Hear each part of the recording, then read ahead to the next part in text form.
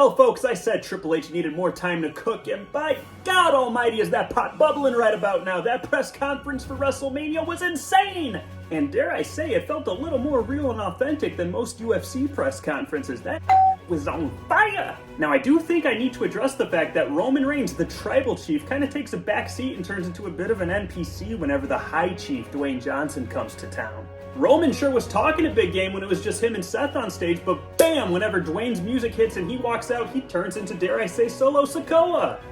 But I suppose Seth is kind of getting bashed for being a bit of an NPC himself. He had no business being on the stage. His only real interaction came towards the end when he came to Cody's aid after he got that neck tattoo slapped into the third row by Dwayne Johnson. Contrary to what Roman Reigns would have you believe, I don't think Seth Rollins' fashion has ever been a problem, and if you haven't noticed by now on this show, I know what I'm talking about when it comes to fashion, okay? Seth Rollins is just fine.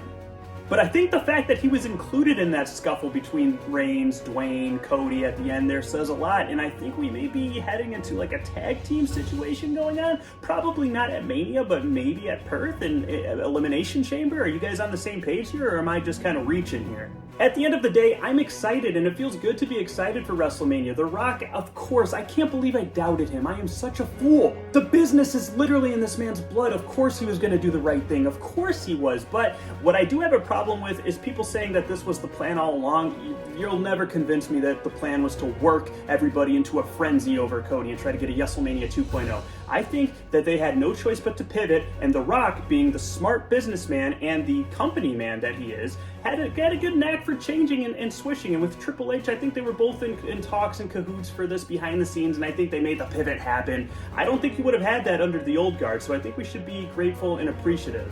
Dwayne, you may not be the people's champ on screen anymore, but behind the scenes, in my opinion, you will always be the people's champion. Speaking of executives assaulting employees, the Young Bucks painted their Party City suits red with the blood of Sting and Darby Allin on Dynamite. How could they? Sting is such a beast, man. He's been around for longer than the Jackass crew. He's outlasted them. The only difference is this bad grandpa is still taking big, massive, Brutus, Barber, Beefcake, 80s era bumps like there's no tomorrow. He has not slowed down a bit. If anything, I think Sting is just getting crazier with old age. Somebody's going to have to step in and retire him, and that's what the Young Bucks are here to do. Look, you may not agree with their method because they are being kind of arseholes about it, but the Bucks, in kayfabe here, they have a valid reason for trying to put Sting down.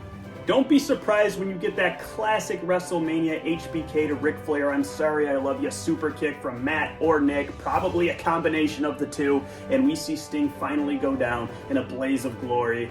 Mwah. Poetic justice. I'm not mad at it, baby. For your main event minute, this is Hollywood Hulk Jogan signing off. Until next time, guys, do take care.